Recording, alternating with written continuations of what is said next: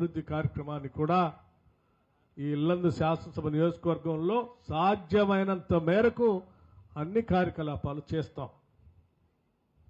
వారిని సభా వేదిక మీద కూర్చొని ఉంటే అన్న కేవలం కరెంట్ ఒక్కటే కాదు, మా దగ్గర పేద మధ్యతరగతి కుటుంబాలకు సంబంధించిన అనేక మంది రైతాంగ సోదరులు వ్యవసాయ ఆధారితంగా జీవనం సాగిస్తూ ఉన్నారు. తులారాం ప్రాజెక్టు కానీ బయ్యారం చెరువు గురించి కూడా మీరు ఆలోచన చేసి వాటిని పూర్తి చేయడం కోసం రాష్ట్ర ప్రభుత్వం నుంచి నిర్ణయం చేయాలి అని చెప్పి వారు మీ అందరి తరఫున ఈ వేదిక నుంచి అడుగుతూ ఉంటే డెఫినెట్గా తప్పనిసరిగా వాటిపైన ఆలోచన చేద్దాం బ్రదర్ అని నేను వారికి చెప్పడం జరిగింది. మీ అందరికి కూడా ఇక్కడి నుంచి మాటిస్తా ఉన్నాం. రాష్ట్ర ప్రభుత్వం, ఈ రాష్ట్ర ముఖ్యమంత్రి రేవంత్ రెడ్డి గారి నాయకత్వంలో యావత్ కేబినెట్ మొత్తం కూడా రాష్ట్ర ప్రజల సంక్షేమం కోసం, వాళ్ళ అవసరం కోసమే ఈ రాష్ట్ర బడ్జెట్ని ఖర్చు పెట్టే కార్యక్రమంలో భాగంగా ముందుకు పోతా ఉన్నాం.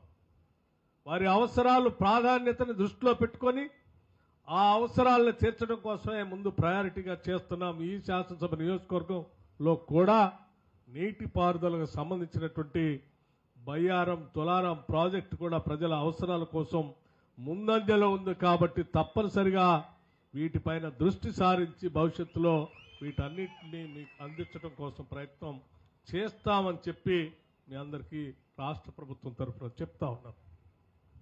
అంతేకాదు మీ అందరికీ ఇంకొక విషయం కూడా చెప్పాలి.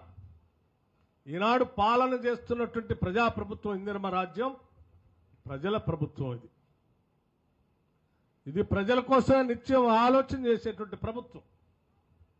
కనకయ్య గారు ఇందా మాట్లాడుతూ మా ప్రజా అవసరాల కోసం ఈ ప్రభుత్వం దృష్టి సారించి అనేక సంక్షేమ కార్యక్రమాలని మాకు చేస్తూ ఉంది, ఇంకా చేయాలి అన్నప్పుడు నిజమే ఈ వెనుకబడినటువంటి ప్రాంతంలో అనేక మంది పేదవాళ్ళు, ఇళ్లు లేనటువంటి పేదవాళ్ళు 10 సంవత్సరాల నుంచి ఇంటి కోసం తిరిగి తిరిగి తిరిగి అలసిపోయారు.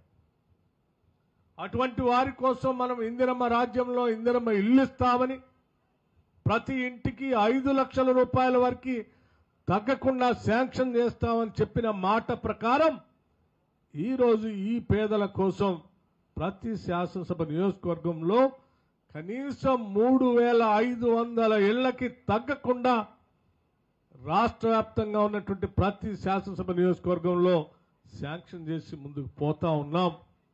ఇటువంటి గిరిజన నియోజకవర్గాల్లో ఇంకా పేద వర్గాలు ఎక్కువ మంది ఉంటారు కాబట్టి అదనంగా ఇంకా కొన్ని ఇళ్లు కూడా శాంక్షన్ చేయాలనేటువంటి ఆలోచన రాష్ట్ర ప్రభుత్వం చేస్తుంది.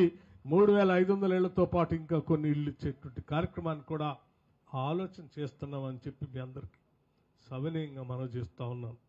ఒక్కొక్క ఇల్లుకి 5 లక్షల రూపాయలు అంటే రాష్ట్ర వ్యాప్తంగా ఒక్కసారి ఆలోచన చేయండి.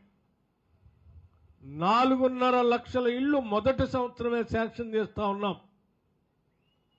ఇంకొక 4.5 లక్షల ఇళ్లు వచ్చే సంవత్సరానికి కూడా ముందుగానే శాంక్షన్ చేయాలన్నటువంటి ఆలోచనలో ఉన్నాం. మొదటి సంవత్సరంలో శాంక్షన్ చేసే 4.5 లక్షల ఇళ్లకి 22,500 కోట్ల రూపాయలతో ఈ రాష్ట్ర ప్రభుత్వం పేదల ఇళ్ల కోసం ఖర్చు పెడుతుందని చెప్పి చాలా సంతోషంగా ధైర్యంగా కూడా చెప్పగలుగుతా ఉన్నాం. పేదల కోసం ఈ రాష్ట్ర ప్రభుత్వం ₹1, ₹2 కాదు, 22,500 కోట్ల రూపాయలు కేవలం ఇందిరమ్మ ఇళ్ల కోసమే ఖర్చు పెడుతున్నామని చెప్పి మీ అందరికి కూడా ఈ సందర్భంగా తెలియజేస్తా ఉన్నాం. వాటితో పాటు పేదలు, బడుగు బలహీన వర్గాలకు సంబంధించినటువంటి కుటుంబాలకు సంబంధించిన బిడ్డలు చదువుకుంటే ఆ చదువుతో వాళ్ళందరికీ ఉద్యోగాలు వచ్చి జీవితంలో స్థిరపడతారని, తద్వారా వాళ్ళ కుటుంబ స్థితిగతులు మెరుగుపడతాయని, తద్వారా ఆ కుటుంబాలతో పాటు ఆ గ్రామం అభివృద్ధి చెందుతున్న ఆశతో తల్లిదండ్రులు చదివిస్తూ పోతే 10 సంవత్సరాలు ఉద్యోగాలు రాక బిడ్డలంతా అల్లాడిపోతూ చివరికి గ్రామాలకు వచ్చి బీటెక్ చదువుకున్నటువంటి వాళ్ళు, ఎంబీఏ చదువుకున్నటువంటి వాళ్ళు, లేకపోతే పోస్ట్ గ్రాడ్యుయేషన్ చేసినటువంటి వాళ్ళు గ్రామాల్లోకి వచ్చి చివరికి పెళ్లిళ్ళలో సప్లయర్స్గా తిరుగుతూ ఉంటే ఇది కాదు కదా మనం కోరుకున్న తెలంగాణ. చదువుకున్న ప్రతి బిడ్డకి ఏదో ఒక అవకాశం వచ్చేటట్టుగా చేయాలనేటువంటి ఆలోచనతో